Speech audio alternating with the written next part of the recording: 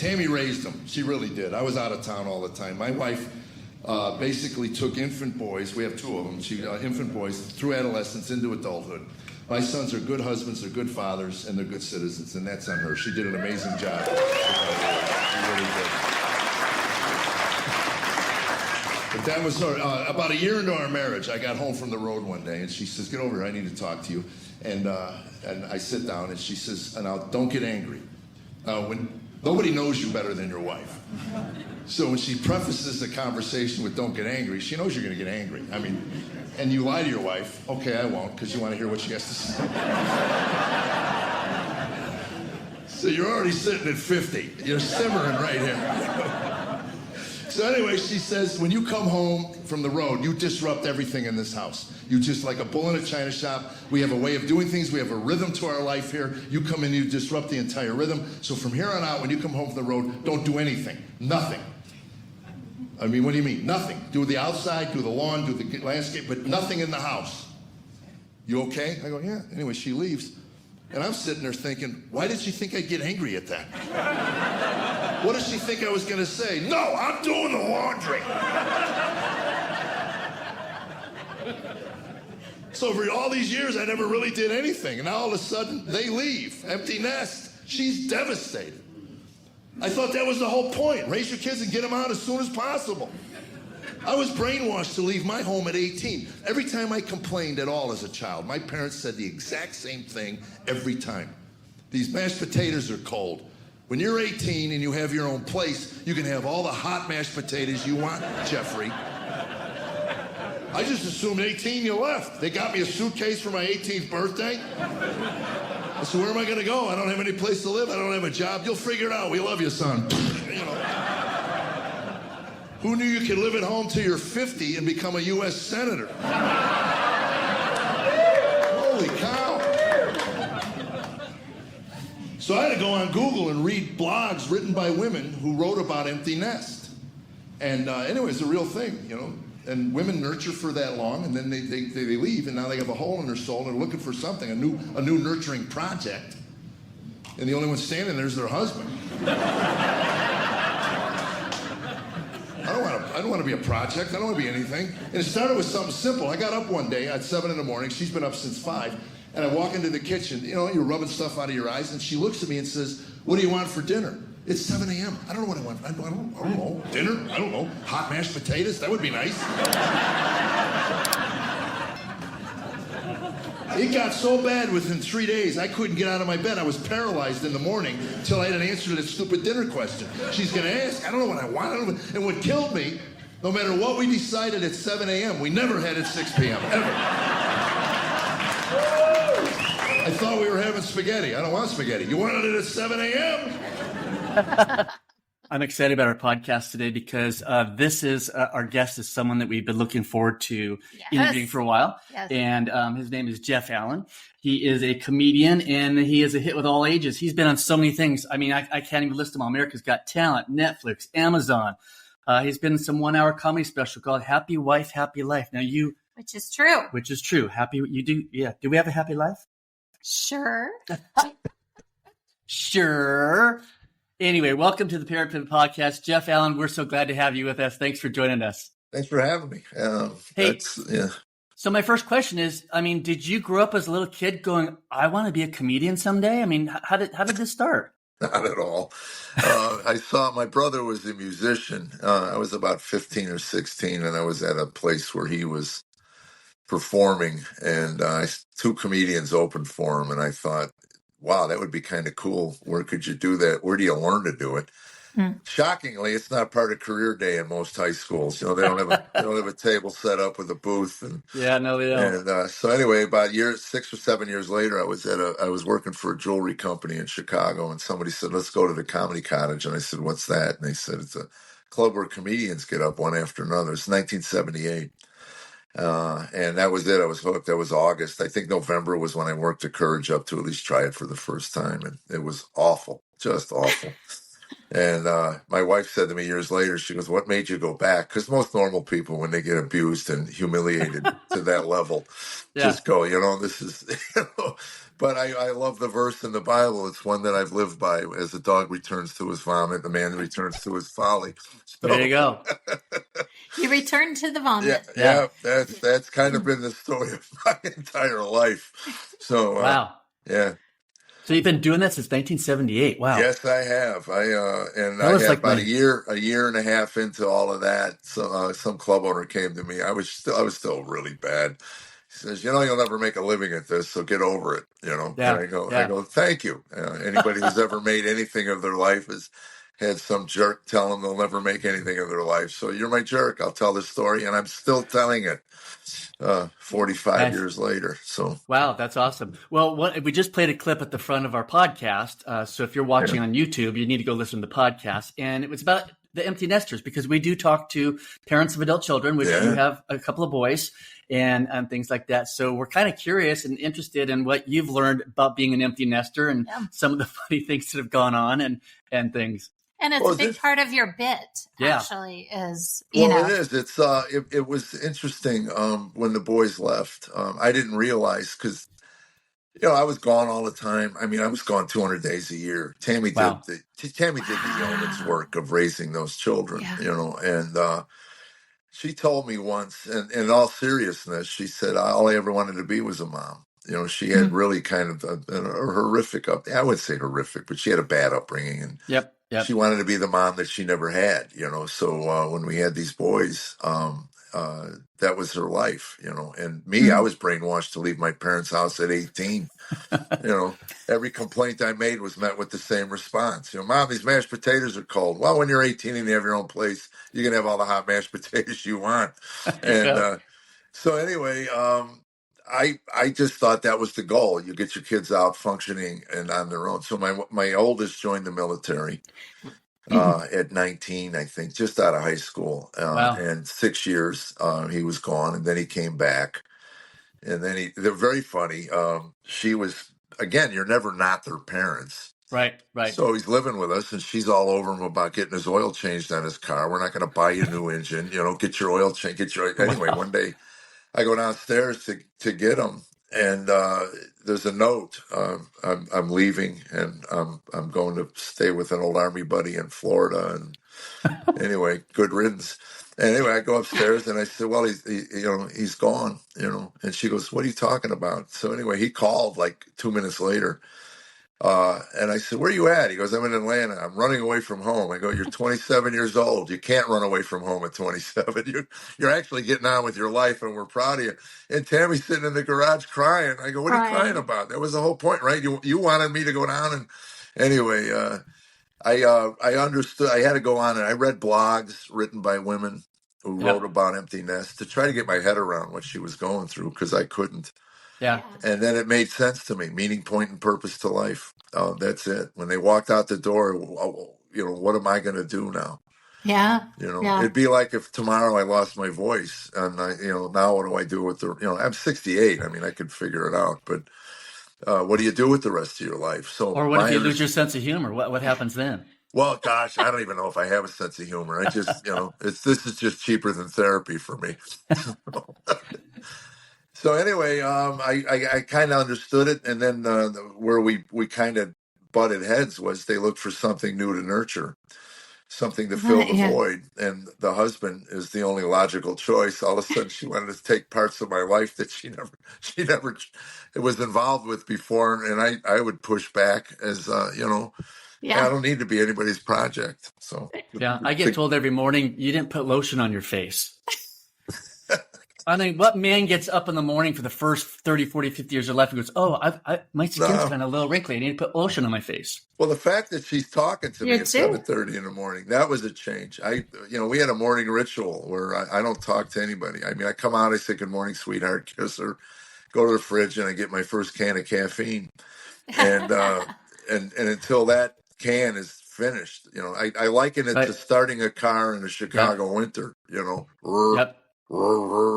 Yeah. That's my brain. Every sip is like, it's the crank of the key. So just leave me alone. Give me 30 minutes and then we can talk about whatever you want.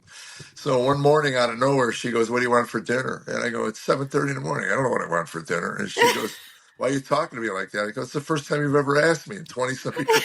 Who thinks the dinner are we eating at 8 a.m.? I don't know. Just give me a second to wake up. Come on. Leave me alone. I don't want to be bothered. Yeah. And went on within 4 days, I couldn't get out of my bed in the morning till I had answered that stupid dinner question because I know she's going to ask. And it didn't matter what we decided at 7:30 in the morning. We never had it at 6 p.m. ever. Not once. Yeah. So did you guys eventually get into a good rhythm, though, with just the two of you? Yeah, I started doing my morning prayer. I got a book. It's interesting. Someone just did an interview with me called Christian Family Life or something, that magazine. Okay. And before I left, he handed me a book called The First Hour, written by Mark Koch. And it's 18 prayers that a man should start his day with. And then a proverb, and then just read some New Testament. But it's the 18 prayers that really kind of, I go out, bring my caffeine with me, and I start reading. It's called A God Family Career, 18 prayers. And it's a good way to start. It takes about 20, 25 minutes, and then a Proverbs, another 5 minutes. And for the first half hour, I'm at least I don't have to converse with anybody but my creator. And he understands me. He's not going to ask me what I want for dinner. Yeah. Yeah. He already knows what you can have for dinner.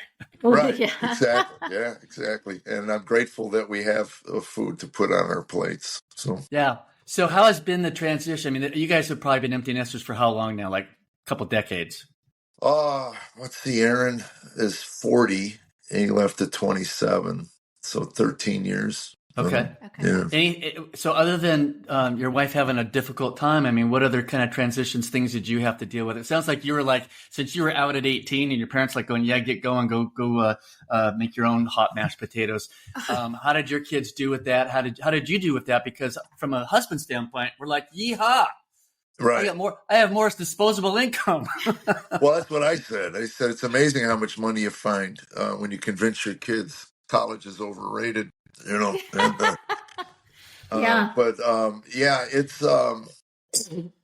they're never not your children. It's interesting. My son asked me once recently. He said, "What's so different about grandchildren?" I said, "Well, first of all, whatever 38 years ago, I was a completely different human being. I was an angry, bitter, jaded, cynical. I just kind of walked into this completely naive to what the responsibilities were. Yeah. I was gone. I missed everything. There were no cell phones to at least see it on a cell phone. Yeah. Your son talked today, first time. Your son walked today. Your son, it was like, when I married Tammy, Aaron was my, he was 2 when I married her. I never used the word stepson. He's always been my son. Yeah. And, I missed all that. He was already kind of wandering around and, but when Ryan was born, the panic hit, at about 6 months. And that's when I quit drinking. But it was, so he says, what's so different about it? I said, well, first of all, I said, what is the first thing I usually ask you when we talk? He goes, well, about my job. And I go, you know why I ask you about your job? Because if you lose it, I know where you're moving, and I don't want you living with me again. I just, I want to make sure you're employed, you're gainfully employed, you're functioning, and second of all, I said, son, I still worry about you. I still pray every night before I go to bed for your well-being and your and that you're at peace with whatever you're doing in life. And and those kids, I don't worry about them at all because I know you're a good man, you're a good father. And I said, I never lied awake one night worrying about my grandchildren. And when they're here with me, I just, spoil them rotten to the, it's funny. We had them, all 4 of them. We take them in the summer for 2 weeks. And day 12 usually is about the time I stand up in the middle of a movie and go, I'm on my second to last nerve. You don't want to see me on my last nerve. And And I told Tammy when they leave after 14 days, I go, that's so perfect. It's just a perfect 4 kids for 2 weeks. That's a lot. What's their age range? 11, 10, 8, and 8. So both our kids had kids about the same time. So it's nice. So they're self-sufficient, the kids, for the most part. They really are, and they get along really well. And we want them to be friends. And because of cell phones and FaceTime and stuff, they do keep in touch on and off throughout the year. Yeah. We have our grandkids. I mean, we've got 4 with a 5th on the way, but we have, of our 4 kids, the 3 boys live on the West Coast, and our daughter lives here in Georgia with us and stuff. So our oldest son is real good. In fact, we just FaceTimed. Yesterday was Lila's 5th birthday, and we got to watch her open her gifts and talk to her and go, oh my gosh, she's grown up so fast. So yeah, he's real intentional, real good. And the same thing with you. We don't worry about, the grandkids because we know we got good kids that are taking good care of them. But that was well said. Yeah, but you never stop, like you said, you never stop being a parent, and you never stop worrying. No, my grandmother, when I got saved at 40, and she called me in tears, and she said, "I've been praying for my son, my dad. I've been praying for his kids for 40 years, and I was just glad to see one of them make the commitment and come to Christ." And so I said to her, I go, "Thank you, Grandma, for not giving up." And you never know when those prayers will be answered, or again, it's not my job, to worry about stuff I have no control over. But and wasn't there a time where your dad lived with you? I thought that was part of your comedy too. Her father. It was her dad. Oh my gosh, he saved my life. He became her new nurturing project. Yeah, the pressure was off you. She took over the man's life, and I left me alone. I was, everything kind of went back to my what I call normal, and she just took him down to the YMCA, made him exercise, made him walk at night.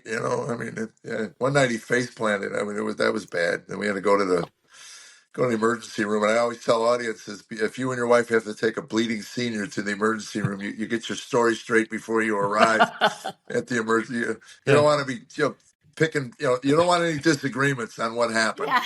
We wound up in another room with police interviewing us, and it was not you're pretty. Kidding. Seriously? No, elder abuse. I heard that. I went, wait a minute. You think I love that man? He saved my life. No, I would never punch him. No, he just. We actually, this is a good time to just interject real quick. We're going to do a little quick bandwagon thing for us. We're going to be some guest workshop hosts at the Grandparenting Summit through Legacy Coalition in February of 2025. So if you're watching or listening, look for that. We'll put a link in our show notes here. It's going to be in Birmingham, Alabama for the live one. And we're going to get this, Jeff, we're going to talk about the sandwich generation. So it would be those of us who have adult kids and are helping take care of elderly parents at the same time. Or even kids in the home still. So it's like 3 generations living together under one roof. It's funny. Yeah. We talk about this a lot, Tammy and I. We used to a lot. We don't so much anymore. I grew up in Chicago, and those old brownstone homes used to house 3 generations. Yeah. And now they're broken into 3 different apartments.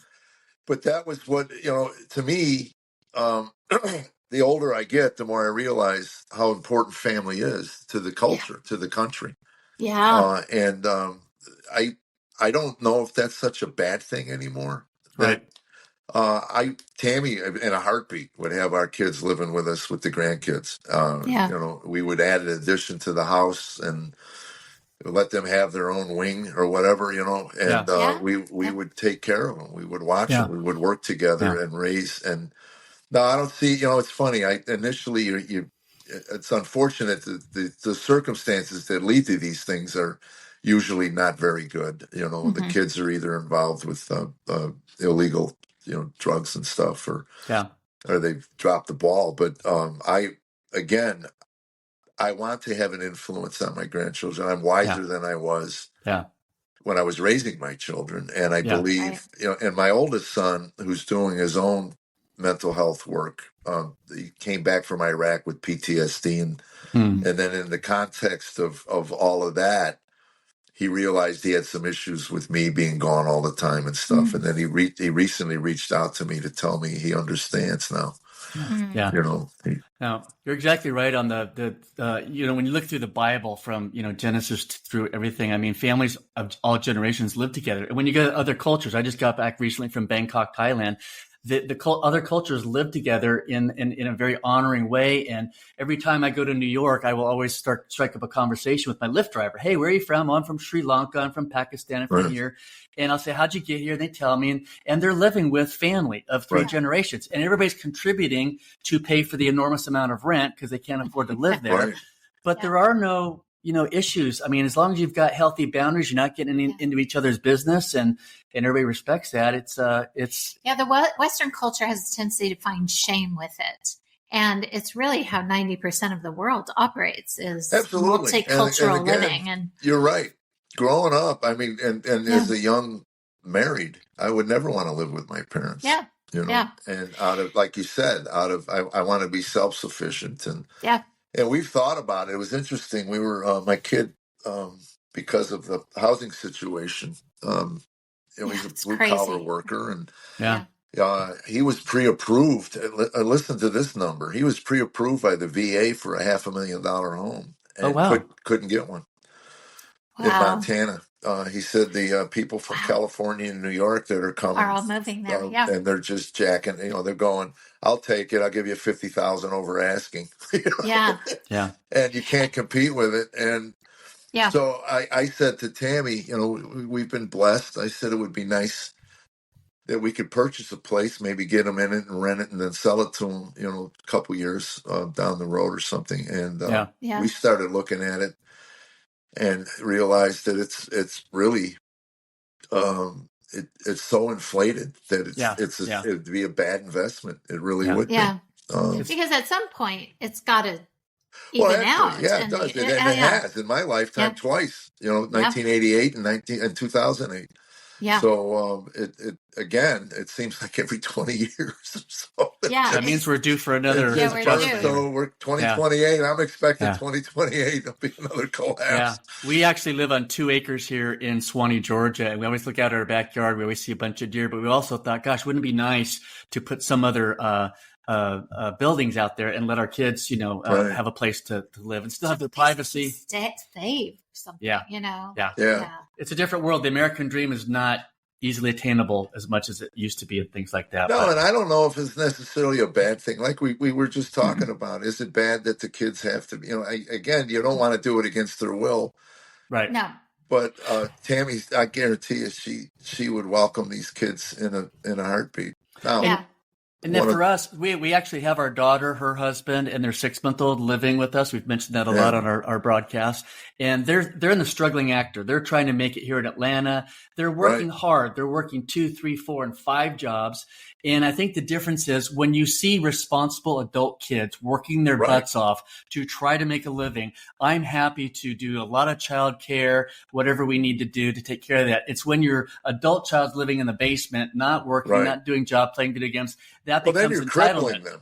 Then you're the one enabling and crippling them. Exactly. And that's a different issue. I had a cousin move in with us, and Tammy, he had issues, and finally Tammy threw him out. She goes, "You'll never do it." I go, "No, I won't. I love him too much, and I'm enabling. Tammy, I know I'm enabling him. I know it, but I can't help it. I just the thought of just putting him out on the streets is not." Anyway, she threw him out, and I think it was like 3 years later. I don't even know how her mind works, but we're eating dinner. She goes, "If I didn't throw him out, your cousin would still be living in our basement." And I go, "Where's this coming from? My God, he's been gone 3 years." And I said, "Yeah, you're right. He would be. He would be, and probably dead of cirrhosis because he was unable to control his." Wow. They're drinking. Yeah. And so anyway, I said, "Yeah, I'm grateful you did what you did." But So I want to take a little turn here. We've been talking about, being an empty nester and living generationally in a home. You've got a book out called "Are We There Yet?" Yes. And things, which we're going to put down in the show notes. If you're listening, to go on Amazon and get a copy. It talks about how God rescued you from alcoholism and despair through the book of Ecclesiastes. Can we go down that road and tell us about that? Oh my gosh. Yeah.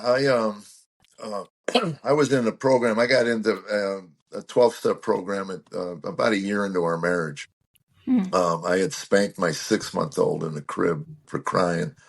And that when she sat on the end of the bed that night and fed him, and I realized what I had done, it cut through everything that I was on, from the alcohol, the cocaine, all the stuff that I was on, and just the shame that washed over me. And I said, I'll get help. And I had gone to Alcoholics Anonymous 5 years earlier, and I wasn't as bad as those people.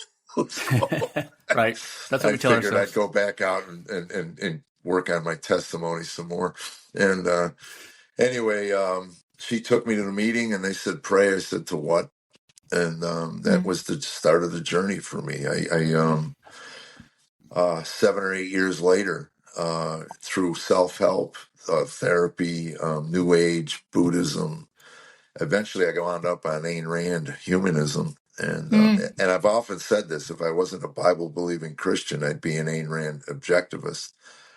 I thought there was at least a system there that you could rationally get through life. But it was funny, after becoming a Christian 6 or 7 years later, I read Atlas Shrugged again, and I told Tammy, there's no children, there's no joy, there's no colors to her writing. It's all black and white, because it's all reason and logic, and it's just a very rigid way to live. But anyway, I met a man that on the road. He was a businessman, and our marriage was imploding, and we had everything. I mean, it's as if God systematically took away anything that would distract me from putting meaning to it. Right. Because Tammy would shake me and go, why can't you, why not us? And I go, but what if you get T-boned at a red light? And then my meaning point and purpose, again, it's the empty nest thing. I mean, it's like when you attach your meaning to life to something earthly. So anyway, that's kind of where I was sitting. And then all of a sudden I meet this Christian. He puts the Bible in my hand. And the first sermon I ever listened to, a year and a half into our friendship, by the way, I was collecting tapes for about a year and a half, at least a year. I had piles of manila envelopes with Bible studies in them. And he never asked me, are you listening to him? Are he ended every phone conversation with, how's your marriage? Not too good. And he'd go, we pray for you. And I go, why? And he'd say, we just believe marriages are ordained from God. And he didn't put you two together to create another life and then move on. So is it all right if we pray for you? I go, I don't care. It meant nothing to me, And anyway, eventually Tammy gathered up the kids and said, I'm going to Ohio. You're draining me. I can't imagine any woman listening to this being married to a man who was constantly, and I was constantly in my head, and just couldn't figure life out, why anything mattered.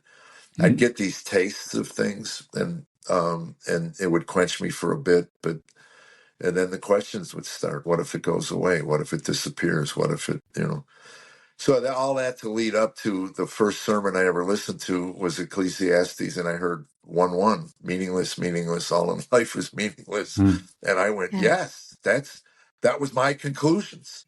Thank you. And I went, that's in the Bible? That truth, that deep truth sent me into the Bible deep. I felt that I knew that to be true. Yeah. There validation for you. And after studying the Bible for 20 plus years, I can't think of another verse that would have spoke to me more than that. Wow. Because I knew that to be true. And the conclusion was at the end of that sermon, life without God will have no meaning. Without meaning to your life, there's no purpose. And without purpose, suicide. And I thought, that's it. Meaning, purpose, and point to life is everything. And if it isn't fixed, and if it isn't permanently fixed in your life, then you're a victim of your circumstances, and your meaning and point to life will constantly be in flux. So if I put my faith in Christ, and I have, that will never change. My circumstances will. She may walk out on me tomorrow. I'm doing everything I can to not give her a reason, I'm paying attention. I'm loving her. I'm respecting her. I'm honoring her to the best of my ability. And if she still chooses to walk out, I still have Christ. And for whatever reason, I got to get on my knees and accept that, and go, all right, what is your will in all of this? And I can't control her or my children or my grandchildren, but I can control how I treat them and what I choose to do every morning when I wake up, and that's not to have a drink today. Amen. And it sounds trite and cliche, but like I said, I'm a very simple-minded human being, and I try to keep everything I can, simple. No, that's powerful. I mean, that's a powerful testimony, and I love that is the verse that validated you. I mean, nobody would expect, because John 3:16 is what people say, right? It's right. Well, it's so funny when I started sharing in churches, people would come to me so confused. God used Ecclesiastes to lead you to Jesus, and I went, yeah, I don't know what's the problem. He goes, that's a cynical book. Well, you didn't know me like he knew me, because believe me, And what I like about the story that you told, Jeff, is your friend who was praying for you and things. He was never beating you over the head or saying you need to know the 4 spiritual laws. You need to say the prayer this way. You need to start going to church. You need to read your Bible. You need to man up. You need to do this, that, which becomes religion. And it always frustrates me. It's like when he left you alone because he knew the Holy Spirit was at work, and he trusted the Holy Spirit to, at whatever point that was going to be. It took you, like you said, a year or so of reading those tapes. And we tend to get in our head, even as we're talking to our grandkids or our kids who aren't walking with the Lord, it's like, we have to do something to get them to Jesus. It's like, no, your grandmother prayed for you for how long? 40 years. And you got to live it. And that he lived it. I saw the way he treated his wife. I saw the way he behaved in public. I saw a life that was attractive to me. Right. He was a strong male, Yeah. And are you guys still friends? Oh gosh, yes. He saved my finances. An interesting story. He was a wealthy businessman, sold his company to some foreign entity for millions, and anyway, that's why he was out doing comedy. It's just something he wanted to do, and now he had no reason not to. I mean, the money wasn't an issue, and then he had the idea that he would build a theater where he could put on clean comedians. Nice. And he lost everything. He built this theater in Pigeon Forge, beautiful place. I worked there for 3 months, I think. Wow. It made me the comic I am today, for sure. When you're doing breakfast shows for 12 people.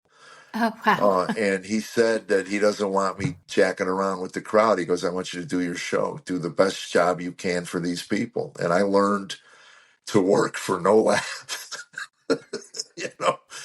And it's helped me out tremendously doing corporate shows. I did one for like 17 bankers once.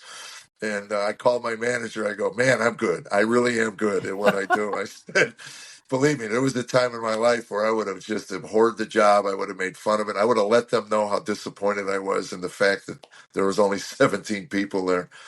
But I learned that, they don't care. The audience doesn't care. They just want your best. And so he lost everything. He couldn't bring the numbers in. And I think I never saw him complain, never heard him complain. And I think his biggest confusion was he felt that it was God's will that he build this place. He really did. He prayed on it, got the financing, did all the stuff he needed to do, and wound up, I asked him, he said, the only worry that money affords you, the only thing money affords you is not to ever worry about money. That's it. All the other worries, what you have with family, kids, all the other worries of life are there. So he said, I never thought I'd have to worry about money again. So all of a sudden he was 50 something and he had to start over. Wow. And he started a financial planning company. He goes, what better job for a guy than somebody who's lost everything to help people? And he's a people person. He was one of those people. You probably know people. You may be one of these people. But he'd walk into a pro shop, walk out with 3 business cards, and they would be friends for life. They every time he'd go back in the area, he'd call them up and he'd eat dinner with them and whatever. Yeah. And I'm just not wired that way. It's anyway. So to watch him go through that, and then my manager called him eventually and said, Jeff needs some help financially. He's not doing too well. saving it. I was making it, but I wasn't saving it. And he goes, I know Jeff doesn't have the assets you require to get involved in your funds and stuff, but could you help him out? He said, absolutely. And he took me, and now we're pretty much set, retirement wise, and grateful for that, because somebody once said, if you took all the wealth of the world, divided it up equally among everybody, within 10 years, it would be right back where it is. Yeah. Exactly. There are tools, there are people who just know how to accumulate and hold on to, and I'm not one of them. Tammy used to say, you're one of those people that if you saving is like you can walk in a room, throw all your money in the air, and whatever stays up there you save, and whatever hits the ground you spend. So I don't have that tool, whatever it is, or that discipline. But no, I love the fact that when we find people in life who just love you for who you are, not any things that you have, and then they're just very relaxed and chill about life, because we know who we are and whose we are, and we don't have to worry about resources and things like that. I'm just stewarding like our property here. We did an Airbnb for like a year and a half, and we prayed that every time someone stepped foot on this property that they'd experience shalom and the peace of God. Right. And so it was just open to the public, and everybody loved it. They loved the deer and things like that. And we just stewarded the property. And we've had a house church here for 3 years, and we let the kids, the 20 and 30 somethings, they wrote on our walls. They wrote scripture verses and declarations, and we had peeled wallpaper back, and we just gave them markers certain nights, and they wrote on the walls, and we looked at it, after a while, and went, you know what? We don't really need to redo the walls here. We don't need to fix our walls. We're just going to leave it. Well, we eventually have, and the church has moved on and stuff, but it's like, when you steward things and hold things loosely, even all your resources, and Ecclesiastes talks about that. Right. And things, but it's a vapor. It's not going to last, and you're going to hand it off to the generation behind you, and they're going to be ungrateful because they didn't earn it. And very rarely, it's funny when you think about. I was talking to Tammy about this whole election thing and stuff, and I said, what I see in Trump is somebody trying to just hang on to his legacy, his name. That's the only thing he's got to hand down to his kids, and they've done everything they can to impugn it and destroy it. And think of how many names in American, Carnegie, Rothschilds, Vanderbilts, and maybe Gates. I don't know if Gates will last. Yeah, Rockefellers. 3 generations, Rockefellers. Yeah, I mean, there's like 4 in the history of our country. I mean, it's so they do. They tend to. What did Mark Twain say? At your funeral, they'll lament you for an hour and forget you for a lifetime. There you go. Truly, yeah. So I'm trying to plant, eternity into my children's hearts. I'm hoping, I'm praying. They were raised with it. The Bible's very clear that if you raise them right, we try to, that they'll return. And our granddaughter, 10-year-old, is really, I think she's ready to be baptized. She had said something. Wow. We take her whenever we can. She's coming in this Saturday. I'm leaving town, but Tammy takes them to church, and she sits with us in what we call big girl church. And she saw the baptismals one, like 15 people getting baptized, and we thought that the emotion of all of that would drive her up, and I didn't want that. I want her. And I leaned over. I said, "Do you want to get baptized?" She said, "No." And I said, "You'll know." I said, "Jesus will move you, and you'll know." And then a couple of weeks later or something, she said to Tammy, she goes, I think I want to be baptized, Mimi." We got her a Bible for teens. She's only 10, but she's smart. She's been reading since she was 4 years old. Wow. And she asked a question on her way to church, "Papa, if Jesus is God, who made Jesus?" And I go, "Wow, that's a great question." I go, "You keep asking those, because I don't have the answer." I said, "The bookshelves are filled with people trying to figure that out." But I said, Let "Girl, me you explain just," the Trinity. Yeah. I said, you just keep asking and seeking." And I said, "Jesus will make himself to you." We always want an explanation, but what we really need is a revelation. When that comes, you'll know. Yeah. You'll know, and we will be right there with you. Yeah. And my prayer is always that she leads my son, her father, back to his childhood faith, because he was our little evangelical for years. Yeah. And he had a friend die at 19, and tragic death. who was an atheist. He used to come into Austin would come in and go, Mr. Jeff, I'm an atheist. I go, Austin, bless your heart, but you're not smart enough to be an atheist. Why don't you shoot for agnosticism? And he goes, what's that? And I said, that proves my point right there, if you don't even know what an agnostic is. But yeah, I said, you don't know. That's what you know. That's what you're sure about, is that you don't know. Yeah. And I said, leave your mind open a crack that maybe the God of the Bible is true. Yeah. And anyway, he died tragically at 19 years old on a glacier in New Zealand. Oh, wow. And what a way to go. He fell into the crevice, and they were there for hours. And Tammy looked it up on the beauty of the internet. She read the article from the New Zealand newspaper, and the two of those kids were Bible-believing Christians. And I told my son, when he asked me, he goes, is Austin in hell now because he didn't believe? And I said, first of all, heaven and hell are not my domain, so God will let in whoever he wants to let in. Second of all, I believe this in my heart, that God will honor in the next life what you chose in this one. If you want to be apart from him here, he'll give you the same honor. He'll honor that choice in the next life. But I said the good news is he was in that crevice for 3 hours with Bible-believing Christians, and you have no idea what was discussed. That's true. And I said, believe it or not, there's tens of thousands, if not millions, of people in heaven because of deathbed It's like the thief on the cross that was next to Jesus, and he didn't pray the 4 spiritual laws or anything. He just said, "I believe who you are, and just today you'll be with me in paradise." So he knows he's dying off. So I believe those lots. So absolutely, yeah. And I think that message is one that a lot of our listeners need to hear: is the belief that I raise my kids a certain way and that they'll come back to it. And it sounds like you're holding on to that. I'm clinging to it. I mean, I hold true to the words. The words are there. They're pretty clear. Yeah. And that's not my job. I did the best I could. Believe me, I would love to take them back and re-raise them. As the man I am today, And God uses all that, because as we just kind of just release that to him, everybody's got their own trajectory, their own sanctification journey. And like you did with your granddaughter, it's like, don't you want to get baptized today? It's like, leave it up to them. Just like your friend left it up to you, the Holy Spirit will do that. So we lead a much more relaxed and peaceful life. If we keep our pressure off of me. Exactly. Keep our mouth shut and the welcome mat out, and choose relationship over being right.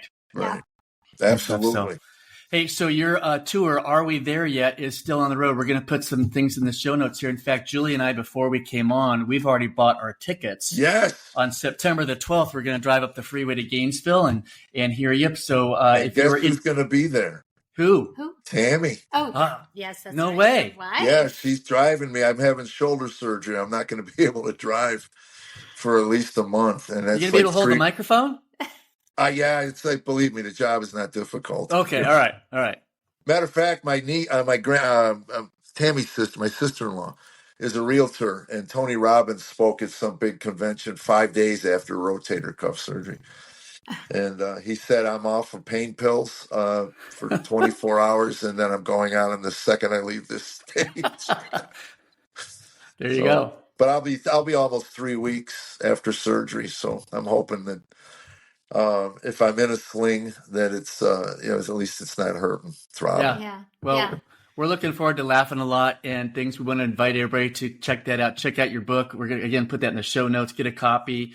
Anything else we want to promote for you, Jeff? Again, just Nashville, October 11th is a big show for me. At the Ryman?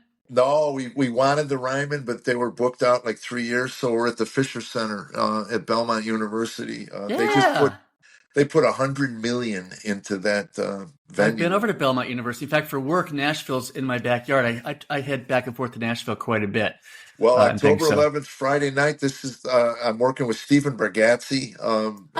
Is that Nate's brother or son? Nate's dad. Dad. Oh yeah. We saw Nate. One of the funniest. We just played golf together. We're getting to know each other, and I told my wife, I said, I think I'd love to tour with this guy. We're just a couple of old guys, and we're and he's really funny. And we went and heard Nate not too long ago with in downtown Atlanta. And his dad warmed up. Yeah. Oh, okay. Well, that's the guy. We're working there. Very so I say, funny. come in on Friday, watch the comedy show. Saturday, hit Broadway, and then Sunday we have plenty of churches you can repent and then head home. So, yeah, and I just want to give a plug. The whole reason why Jeff is on our program is because my daughter and I saw him a year ago locally, and I was in stitches the whole time. And just being in this stage of life and the things that you were joking about and all that, I was just like, I got to get him on our podcast. He's so funny. Well, Google Jeff on YouTube and also on Netflix. I mean, there's some stuff out there. And Amazon Prime, there's 2 specials. Yeah. Yeah, but I don't want you to think because he's on our podcast that he's some small-time guy. No. He's big time. He's big time. We just happen to get lucky and blessed that he agreed to come on here. Yes. Oh, that's funny. Yeah. Yes. Well, thanks for helping our audience and fellow empty nesters pivot from parent to partnering. We're certainly been a joy having you and hearing your testimony and all about what's going on. And if you need to get a hold of us, our email address is parentpivotpodcast@gmail.com. Look down in the show notes here on YouTube, and also the podcast, and everything we've talked about will be down there. Jeff Allen, we look forward to seeing you in a couple of weeks. We're going to laugh our heads off and looking forward to meeting Tammy because there's not very many sightings of her lately. Not we at just all, hear man. about her. She has rules, and it's 5 days and an ocean nearby, so that narrows Sounds down. like you. That narrows down how many times she comes out with me. It's rare. That's awesome. Yeah, I'll come and I'll go and what's the word I'm looking for? Vacation with her. And we can sit on a beach together. Yeah. That's exactly. And she doesn't swim at all. She just walks up to her knees and then picks some water up and covers. And then she goes and lays back down and reads, or crochet. Funny. She's a big crocheter.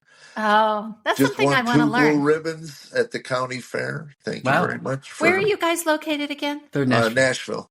Oh, you actually live in Nashville. Okay. Yeah. Are you actual Nashville? Or are you Franklin or? Well, we're in Williamson County. We're in Fairview, the redheaded stepchild of Williamson County. Okay. We're the last to get anything from the county. It's like, how did they wind up in our county? So we moved here 27. Real quick story about when we first moved here. I had hair then, 27 years ago. So I'm getting a haircut at the barbershop, and some guy walks in. He goes, "Bobby, is there school today?" And the barber says, "Of course there's school today." And he goes, "Then what's your boy doing over at the food line at 11 o'clock in the morning?" Anyway, he leaves me sitting in the chair, and he goes to the food line, and he drags his kid back. And he sits him down, and he goes, "I'm going to finish this boy's hair, and then you and I are going to have a conversation." I told Tammy, we moved to the right town. I said, it's so small that everybody knows everybody. Yeah. And guys coming in and snitching on his kid, man. I thought that was great. That's awesome. His dream. That's awesome. It's that Hallmark movie dream. Yeah. Yes, it is. Yes. Yeah. Well, Jeff, thanks for being a part of the Parent Pivot podcast. And again, we'll look forward to seeing you in Gainesville in a couple of weeks. Thank you guys, man. You bet. Bye-bye.